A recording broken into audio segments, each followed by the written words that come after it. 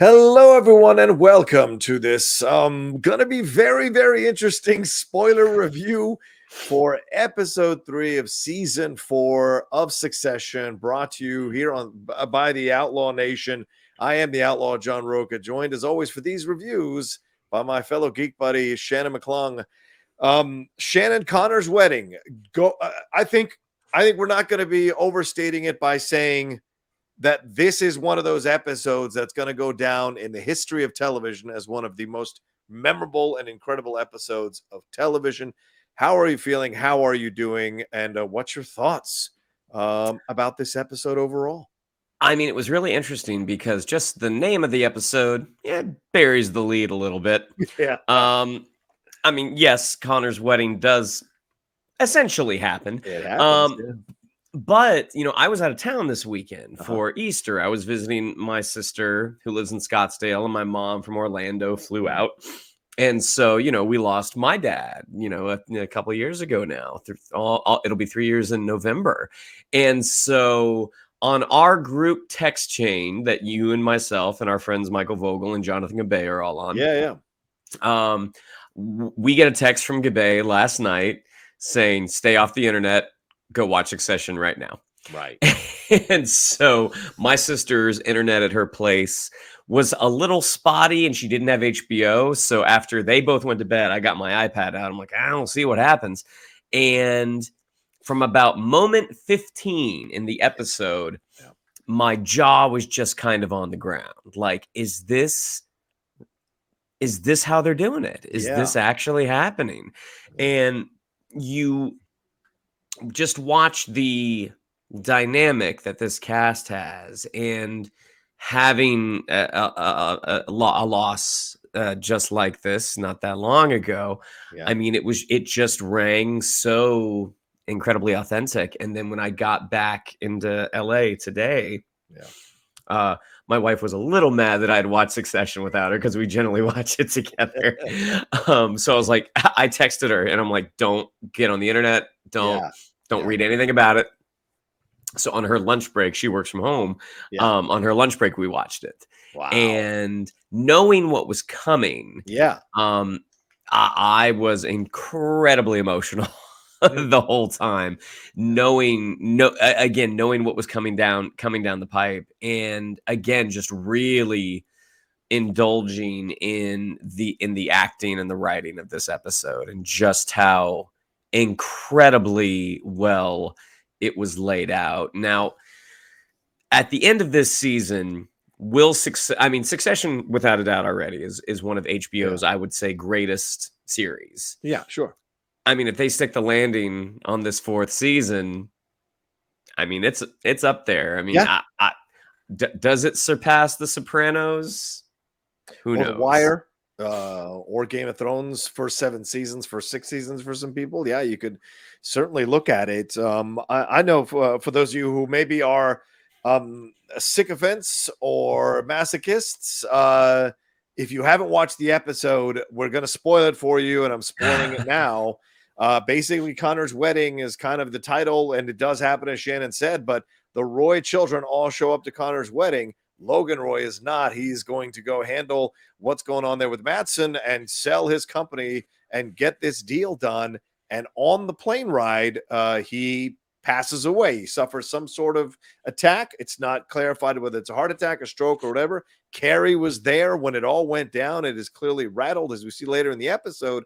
And everyone is scrambling both in the air and on the, well, not on the ground, on the boat, about what to do in this situation. The kids are absolutely wrecked and devastated.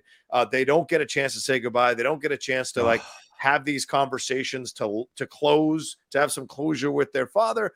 The guys and girls the guys and ladies up in the plane are trying to figure out to do a statement. They're also worried about the markets, but the beginnings of the jockeying for who should take over the company, it begins already in earnest there in subtle ways. And Tom is the connective tissue between the people on the boat the kids on the boat and everyone else in the air. And this is yet another incredible performance from Matthew McFadyen for sure in all of this, walking that tightrope between his care and love for Shiv, but also his fear that he's just lost his protector, and somehow maintaining some semblance of strength or power or connection or the possibility to lead this corporation down the road. So a lot that went on in this episode for sure. Logan Roy is dead, officially dead. Now, I listened to the podcast, the Succession podcast that they do there on HBO Max, and they interviewed Jesse Armstrong, Mike Mylod, and Brian Cox. And Cox,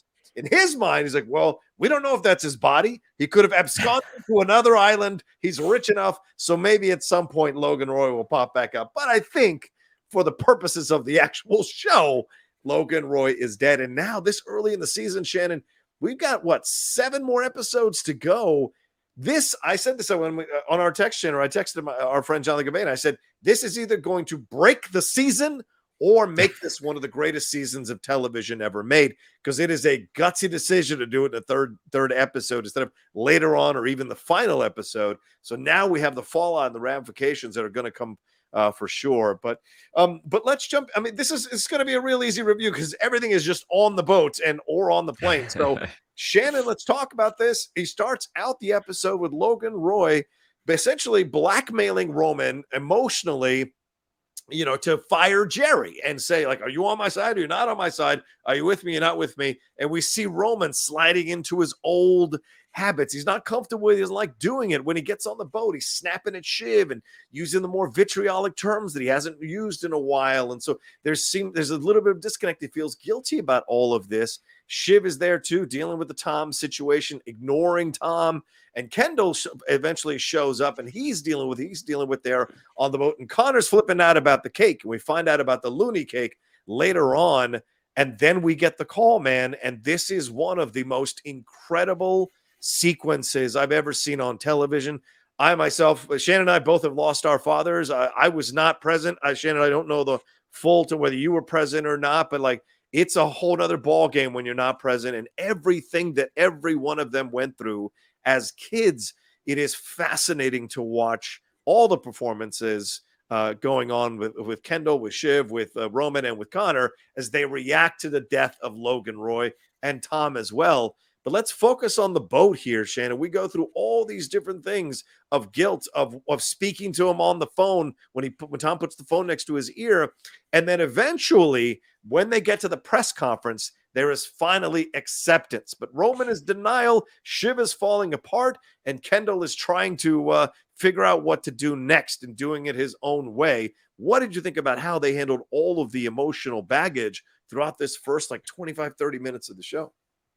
Well, I mean, you find out that Logan is wanting to cut ties with Jerry, and he's going to make Roman do it. Now, why? That's a little up in the air. Does it have to do with the fact that Roman has this sort of depraved infatuation with her, and the fact that he was sending her, dick pics? He said they were close. And he accidentally sent them to Logan, and Logan potentially saw the issue here. You look at what Jerry did last season, and she even says it to Roman that I danced us through a thunderstorm and didn't get wet. And Roman, again, does Roman love Jerry? I don't think Roman is programmed that way. I think he's a pretty damaged individual. But he certainly has affection for her, and he doesn't want to, he doesn't want to see her go, but he also doesn't want to have to be the messenger in that situation. KIERAN CULKIN really did some golden statue work in this episode, even before we get the call from Tom. Just seeing the struggle that he has of wanting to please his father, not wanting to get rid of this person who he does have genuine care for, and with Kendall, with Shiv, trying to. He can't ask for help because he's not supposed to be talking to his dad. I mean, he's gone around their back. So you see all of the balls that he's juggling. And then that moment that he gets the call from Tom, and we see him just sort of fall apart. Yeah. And like having, trying to have that moment of, saying goodbye. Yeah. And once Shiv is brought into the picture, then he starts to go, like it's like he's traversing the however many what is it, the 9 stages of grief? Yeah, the 9 stages of grief. So yeah. He's traversing them like this because he gets to that bargaining, he gets to that denial, and just super, super impressive. But you notice that Tom calls Shiv first. Yes. He calls, like, ignores his calls. She ignores twice. Yeah. Because of course she thinks he's, he's not carrying the message that he's actually carrying. Watching Roman with Willa, and Willa's mom, like, what an insufferable prick. Just saying, hi, good. And then, like, even though we know all of the Roy children are damaged, I mean, at least Kendall puts on a good face stepping forward, because you see him kiss Willa on the cheek, congratulations, says hello to mom. Watching, I mean, Jeremy Strong has really kind of been the emotional fulcrum for the series, and I mean, he's incredible at it. I mean, watching these scenes, knowing what we know about Jeremy Strong's process, you can see how it probably is a little challenging for those that are working with him. But I mean, you can't deny the results. And then watching Shiv, I mean, that's that moment where she just she just breaks down. I mean, several times, but that definitely is very reminiscent of what happened with my family, the way we all sort of reacted differently. The most heartbreaking one, I think, was Connor. Interesting, because wedding day aside, I mean, obviously, finding out the backstory behind the cake. But then the moment where they tell him that, like, hey, dad's gone, he looks like an empty shell. Like it looks like you could knock on him and hear an echo. And that moment where he says, like, wow, he didn't even like me. Like, how are you? It's just all 4 of them did such incredible work. And then you go up to the plane, and Matthew McFadyen, holy crap, trying to keep it together. And again, you look at everything that he is factoring in, that this is I mean, you might say mentor. This the is protector is what he calls him. Well, my wife's father. My father, like, I feel like his wife's father and his father-in-law, they're actually 2 different roles right now, because of him being on the outs with Shiv. The fact that this is the guy who is responsible for where he is in his professional career. And knowing that, he doesn't necessarily get on with Sid. And as of right now, Sid is in charge. I don't know if they're equals or if Sid is higher. I think he was about to, fire her. I think he was lining Tom up to take over Sid's spot.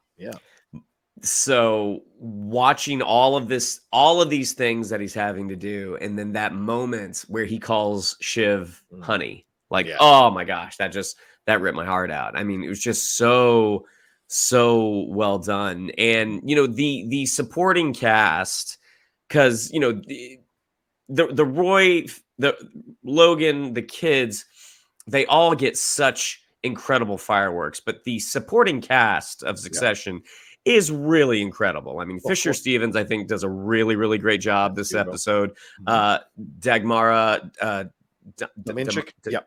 Carolina. Carolina. They all do a really, really good job. But it's like you see with Peter Friedman's Frank, the way he is operating, like, to me at least, I'm like, Frank is the best. You want someone to root for, I think it's Frank. I think Frank is the best person there, because you see him reasoning with Kendall. When he calls him son, but at the same time, he's also like, oh, we have to our three names need to be in this press release. Yeah. Like it's a fight for survival at that point. And you get, and I feel like from the beginning, Frank has been, he's been a good, upstanding guy. Mm-hmm. Now, you know, when Logan goes on his tirades and they're all looking for someone to be the messenger, or you know, they're looking for someone to place blame. He plays the game just like anybody. Yeah. But Frank just has the way he is so tender with Kendall in that moment. It's just like, he does a really, really good job, Peter Friedman. Yeah, agreed. You know, the construction of this whole thing from beginning to end is fantastic. I mean, because there's no like, final moment where like before he dies, you might see that there's maybe a reconciliation possibility. You know, we're coming right after that karaoke scene where they laid out all their shit on him once and for all. And we were, as viewers, we were kind of cheering them on. Like, yes, tell him all the shit that he did to you. Tell him all the tough stuff that he did to you. And then he dies. And one thing I didn't know about this season is that every episode is one day. Every episode is one day. So this is literally the next morning after the karaoke bar scene. And that is just incredible to think about. And then boom, he's already using Roman, because Roman was just at his house. Remember the end of that episode. Roman was at his house. He's emotionally manipulating him to fire Jerry because he doesn't want to do it himself, just like he manipulated Tom to fire or to let Carrie know she can't do it. And Tom delegated that to Greg. This is the way the game he likes it to be played. And so he does it in this way. Of course, he didn't anticipate he would die on the plane. So but seeing Roman struggle with that all through the party, he tries to tell Jerry he wants to talk about it later, but he's horrible at it. And Greg at least got the job done with Carrie, but Roman can't even do that. He's so falling around because you're right. He's got all these things mixed up with Jerry. There's mom stuff. There's sexual stuff going on. There's a lot of shit to untangle with Roman for sure, but also the desire to be taken care of, right? And he sees her as this kind of maternal figure, but also he kind of wants to have sex with his maternal figure. So there's a lot to untangle. So he stumbles, he's clumsy, and he's awkward with other people. He slices them up with his tongue, but with her, he stammers, he doesn't have the strength, and then he essentially clumsily, awkwardly says that she's fired, that she's going to be let go, and Jerry doesn't know why. They bring up the DOJ stuff, but she knows it's bullshit. So there's something that, and then later when Roman and her having that scene after he has kind of like told her it's done and get out, and then she says, I'm fine, and she walks off, he reaches out to her after the death and she shuts him down, puts on her shoes and walks out. Even though he says he needed the room, he's trying to open up, but she's not having it. And Roman doesn't have the emotional capability to be able to have that conversation with Jerry just yet. But the way this all progresses is just so smart. We're caught up with Connor and what he's doing with the cake and Willa. And is he going to marry Willa? Is this a real wedding? Roman making his snarky comments about the wedding. Kendall coming in, playing with Roman a little bit, doing his thing. So we're all set up. Shiv is there, and they're talking about the deal with Matsson. And they're talking about, well, I guess Dad's going to go do the deal. We're going to live off the money, and we're going to be fine or whatever. So it's all of the preoccupations. Greg's hitting on some girl at the bar yet again, doing his thing. So it's all of that that's roaming around all of this. And then, boom, the bombshell is dropped. And it's so innocuous. It comes so out of the blue. We don't see Logan Roy fall down, have the heart attack or stroke or whatever it is. We don't see any of it as an audience. We just see this call from Tom, and Roman doesn't want to answer it, or he thinks it's a Logan, and he responds in the way that he responds. And then it just ignites this incredible round of acting from all the actors here, from Jeremy Strong to Sarah Snook to KIERAN to Alan Ruck there, all of them bringing their incredible talents to bear. And listening to the podcast about this episode that they do, the official podcast, they shot this in chunks and then they shot the whole thing at once. Right. That's how they shot it. And that's an incredible amount of taxation. So they shot it in chunks, took 2-hour break, and then they shot the whole thing straight. And they had cameras loaded. So at least one camera was running the whole time during those scenes. So incredible performances capturing what happens. I know for me, when my father died, I got the call from my sister. I ignored the call. It was 4 a.m. and I kept turning off the phone until finally at 5 o'clock, I woke up and took the call. And it was my father had passed. So, and the numbness, you do feel a tingling and a numbness. So you're not sure what to think, what to feel, even though he was dying of cancer and all that. So you go through all the emotions and the weirdness, and then you make a call, and you've got someone to come pick you up to take you to the airport, and then you're sitting there in the stillness in a living room in the dark at 5:30, 5:45 in the morning, waiting for that person to come pick you up to take you to the airport, and you're just in a state of just utter shock. Then you're sitting on a plane, and it's all just not happening. It's all so to see them all going through their different reactions, I thought was just absolutely brilliant. And you juxtapose that with, as you said, Shannon, everything that's going on the plane. I mean, Frank's not like falling apart. Carolina is not falling apart. Carl is not falling apart. In fact, Carl's probably already thinking about how to take over. And then when Carrie comes in to try to have the conversation about whether that she should be included and how they're going to do the statement, they essentially toss her ass out in the back, claiming that she's unstable. And I can't remember what Carl calls her, the clown of depression or whatever he says. Oh, we don't want her in front. So you see all of the movement that's going on and all the places that they're going. And you're right. Frank has a wonderful scene with Kendall, because clearly those two have been together since season 1. They've had the interaction, sometimes on the same side, sometimes not on the same side, but they have that connection. Each one reaches out to who their connection is. Like Roman tries to make the connection with Jerry. Shiv and Tom are the ones that are. And then the phone by the ear. I've heard from other people today and listened and read some stuff where people talk about that's actually something that happens.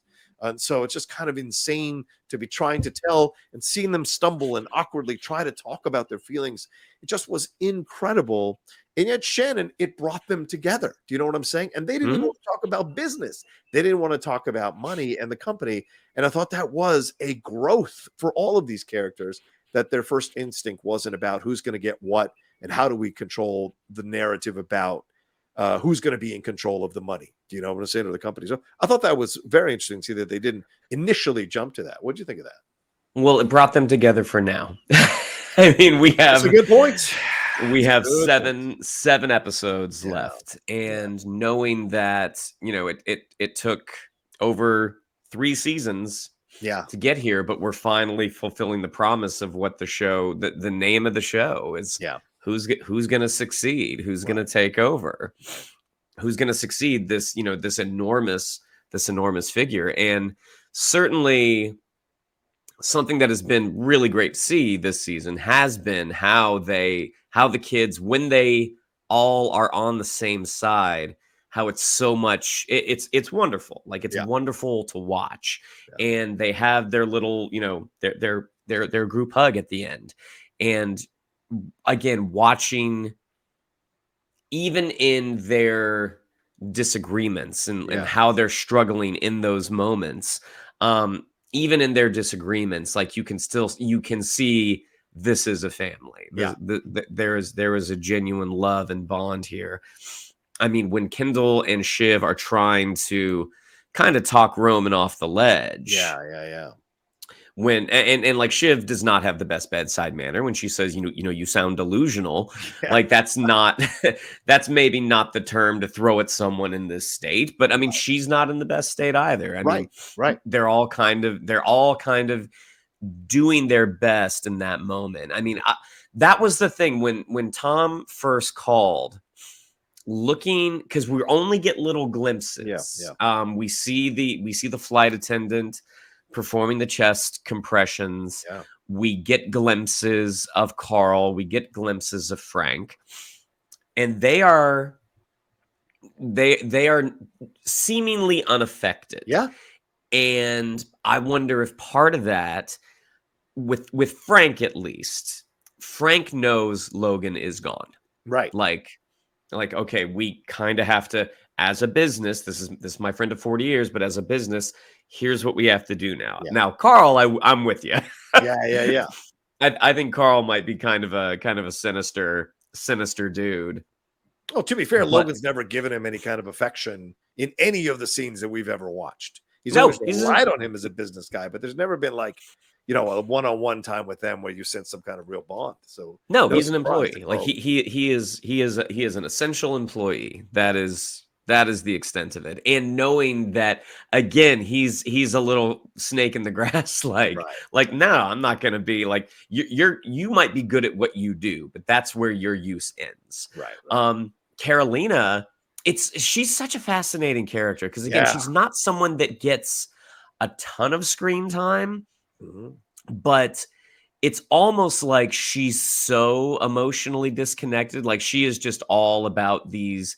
She is all about these numbers, and that is the only thing that matters. I think she's been conditioned to be this way because we do see her react when they tell her that Jerry is fired. She has a kind of like moment, like, oh shit, like, because it almost is like, okay, so now she moves up in the firing line, and I think that's how they all see this.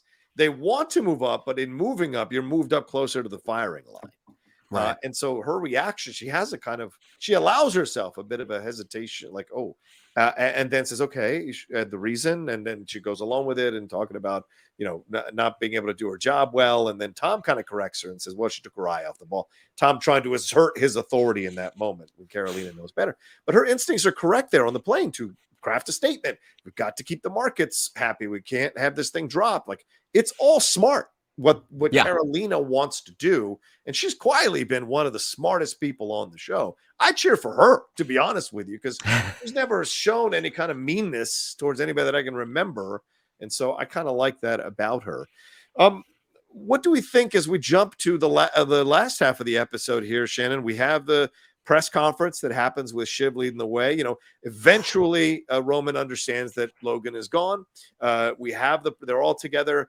Logan and Kendall Roman and Kendall have a funny back and forth about like, you're going to be, no, you're not going to be, no, you're not going to be, you're going to be fucked up. Like, it's kind of the weird kind of humor that you find in the ghoulish situation like that.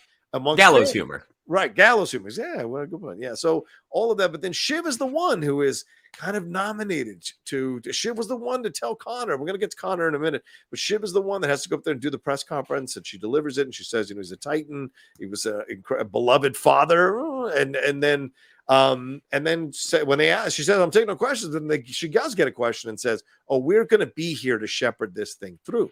Right. And so, and before that, we had gotten stuff on the plane. They weren't happy that the kids wanted to craft the statement.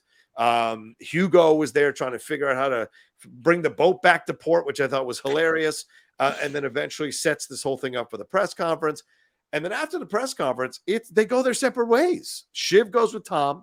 Roman goes to see the body. He has to see the body. And Logan, and Kendall, I'm assuming, just stands there for maybe an hour or two. And we have this great moment before the show ends, the episode ends, where the music stops as Kendall does this kind of like nod, as if he's hearing his father telling him, you know, take care of it. Or he's actually grasping the massive loss he's experiencing in that moment. And the music goes out for just a couple of beats. And then the music comes back and then the episode ends. So just a fascinating thing. What did you think about how they ended the episode and how we went through these different spots with Hugo, with Jerry, then with the press conference, and then and the people on the plane, and then boom, at the end there with them all going their separate ways? I mean, again, going to our supporting cast, once the plane lands, you see they're all business. And again, Fisher Stevens, it's funny because Fisher Stevens, you know, very, very funny actor, from the 80s, and kind of, you know, took a, you know, Hollywood sabbatical for a little bit. But now coming back, I mean, he is a character that brings an element of levity. But with this, you got to see that maybe he actually is good at his job. I mean, you know, as they're kind of like this, you know, we've got our photographers here. If we don't say something, like, this is what is going to happen. Right. Watching them coordinate. Really interesting shot of Colin, Logan's bodyguard. Yeah. Now, like, as I was watching that, standing distantly by himself. Yeah. This is in no way meant to be an insult, but like watching him kind of standing there, like he doesn't know what to do. Like, to me, it reminds me of like faithful canine companion whose owner doesn't come back. Like he doesn't, like, he just all he knows to do is to stand there and wait. I think that's a fair comparison, especially Yeah. considering the conversation they had in the diner, Shannon, where you said, like, you're my best pal. You're actually my best friend. You get it. And certainly that interaction you had with him at the end of second season with him and Kendall, when he's like, I know who you are. Like, it just that kind of, so yeah, like a dog growling at Kendall, who was trying to attack his master in Logan Roy. So yeah, he seems distant. Tom is off by himself, Carrie's a mess. So interesting moving pieces, right? Zoe Winter in that scene where she's kind of like, you know, do you want me to be a part of this? Like, not really, obviously in shock, but not really getting, like, you were his assistant. Yeah, right. You're a side piece. What is this going? What is this? Yeah, exactly. Your services are no longer required. Like, yeah, right. You know, thanks for your service. But like watching how the kids each kind of went their own way. You know, and again, you can speak to this as well. Being it in those sort of heightened emotional moments when you're in the after blast of a loss, you're kind of in the trenches and you're emotionally exhausted by the end, and you have to take a step away. Yeah. And Shiv's was going off with Tom. Roman's was like, we know he's going onto the plane to see his dad because, you know, he feels a potentially tremendous amount of guilt that maybe the last thing his dad heard from him was that voicemail. Yeah. But also, are you a cunt? Are you cunting me? Yeah. Oh. But then Kendall doesn't have anybody. Like, you know, he had his ex-wife, and he had his kids, but we haven't seen them pop up. I don't remember how their relationship kind of where it was left. But Kendall's by himself because there's no one there. There's no one else there for him. Right. Naomi isn't there. Yeah, exactly. Yeah. No, I mean they've said their farewells as well. I mean, he's there alone, and part of it, like that nod that he does, because I agree, it's almost like it's weird. It to me, it's almost like Logan saying you're free. Yeah, almost. Yeah, and the thing is, once you're unmoored from something, you can, and it seems like from the trailer they showed for the upcoming episodes, he is going to be out there on the sea by himself.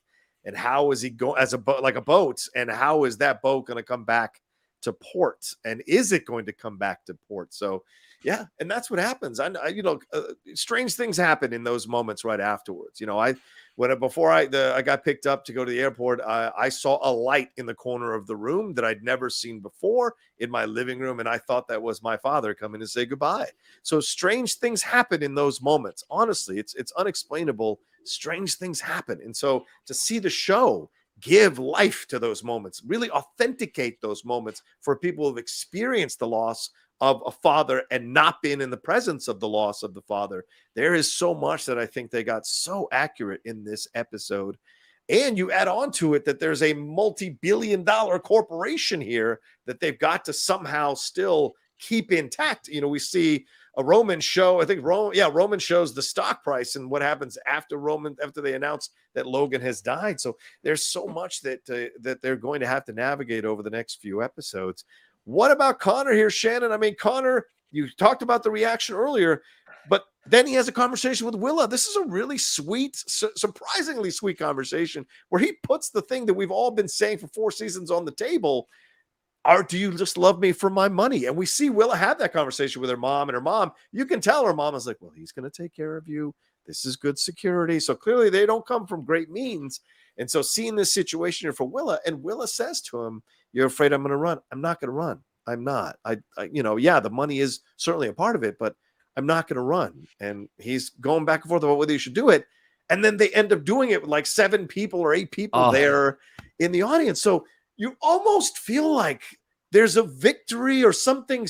There's some silver lining in this dark ass cloud. And that is Willa actually marrying him because she says she is happy with him. Whether she's in love with him is another thing, but she's happy with him. And that might be enough. What do you think of how they handled Connor throughout this entire episode and then leading to that wedding at the end?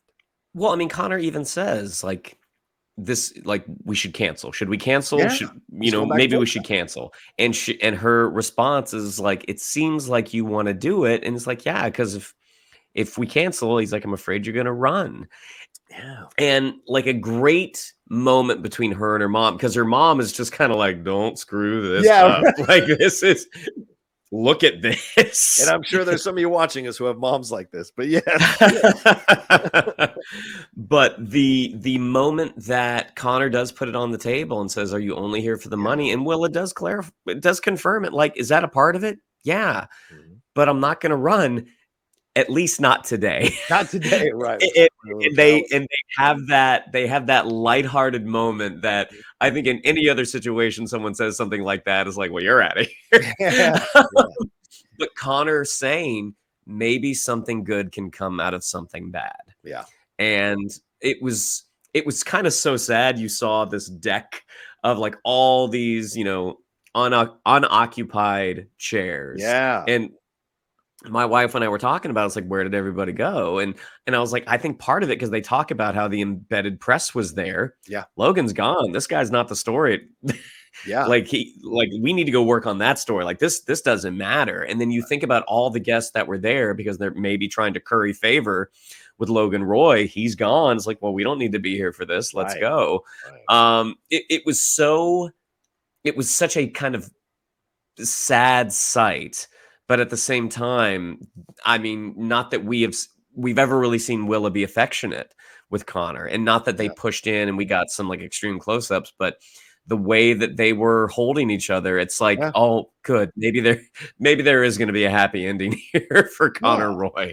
I think those two will have a happy ending. And I think another reason why there's empty seats, Shannon, is he's 1% in the polls. If he was higher in the polls, those seats probably would have still been full, but they weren't. One last question. What do you think Tom had Greg delete on the computer? What does that mean? What was in those files that he had? Logistics. What's in the logistics file, Shannon? I want that is an excellent question, because again, we don't see Greg the rest of the episode. Like, I think they very deliberately did not show us what was happening there, because the last time Tom put Greg in charge of something, of deleting something, Greg, even back then, knew, like, I could potentially be the fall guy here. Right. Greg held on to some potentially compromising paperwork. I wonder if Greg's going to do the same thing again. Like, as far as what passage, Shannon, that these people are trained to keep certain information and the other people like respect the fact that they kept that information. Is this some kind of sick rite of passage in this world of business, man? I mean, gosh, I can't. Oh boy, I don't know, John. And this is where you and I are so ignorant to two parts of this show, because it's like, we play dress up and make funny voices on microphone shows on YouTube. I have no idea what it's like to be in the halls of that level of power. No idea what this is like. But I don't know. Like, obviously, Tom trusts Greg. Yeah. Even though, less than 24 hours before, he told him he had to fire Carrie. And then Tom is just like, nope, you can't come. Yeah, you can't come to Sweden. No way. Yeah. But he talked about how Tom talked about, like, hey, I've got some other little Gregs here. Maybe this is more motivation for Greg to hold on to some compromising material. Like, don't go getting rid of me, because I know where some bodies are buried. Greg seemed to be jealous that he had these other Gregs there to help him. So I love that, and once again, the kind of two-pronged approach there from Greg, always trying to sleep on both sides of the bed, that son of a bitch. Let's end the review here. I know we've gone a little bit more than we used to, but I mean, it's such a powerful episode. Let me get your thoughts. Do you now, 24 hours later or a few hours later, do you respect the gutsiness of this decision? And what do you think is going to happen? And we did get the trailer for the rest of the season, but what can you, like, give us a prediction that you think is going to happen in the next few episodes of this season, or how this season's going to end? What do you predict? I mean, in terms of the decision, I thought it was awesome. Yeah. I'm not always a big fan of subverting expectations. Like, sometimes I like a character has earned their death. But this moment was not about the death of Logan Roy. It was about how his kids deal with that death. Right. It's all the fallout from, from when this, sun finally flames out. Yeah. So that's why I really kind of respect the decision. And, going back, I mean, Logan Roy is a lot of fun to watch. Yeah. Logan Roy is not a hero. Logan Roy is not a good guy. So not giving him any sort of, monumental moment, I was like, that's actually a cool, that's a bold narrative move. Yeah. And also, the way that we're just kind of dropped into this chaos of the aftermath of their father passing away. I thought that was probably more effective than us watching Brian Cox grab his chest and fall. Yeah. I mean, honestly. Yeah. In terms of what's going to happen, man, I don't know. We want the kids to stay together. Right. Will they, though? I don't know. And again, I think the wild card out there is Greg. Yeah. Which is crazy, which is absolutely crazy. Nicholas Braun from, beat up cousin to all the way to the top of the chain is very possible, because who knows what's out there on Tom that Greg could use in a critical moment. Who knows how Shiv is going to carve Tom up, or if they're going to get back together. I think Tom and Shiv get back together. You do? Okay. I do. All right. Yeah, I have to say, I've listened to about 3 podcasts today about this episode, because I was so transfixed at as you said, the boldness, the gutsiness of Jesse Armstrong, who, by the way, has earned a moment like this or an episode like this because of such wonderful television that he's created. And the balls it took to put this and do this early in the season. You could lose the fan base doing it this early in the season. And so he's got to have some kind of belief that the narrative is going to work. And look, how many fantastic episodes of television have they already written in this show? So it won't surprise me that we are going to be taken on one hell of a ride over these next 7 episodes with all of these characters. And there will be friendships destroyed. There will be new alliances formed. There will be some unsettling situations. I think we will alternately hate the kids again at different times throughout the next 7 episodes. And we wonder how they're going to navigate all this, because Brian Cox constantly says that these kids are assholes. These kids are spoiled brats. They're not really serious people.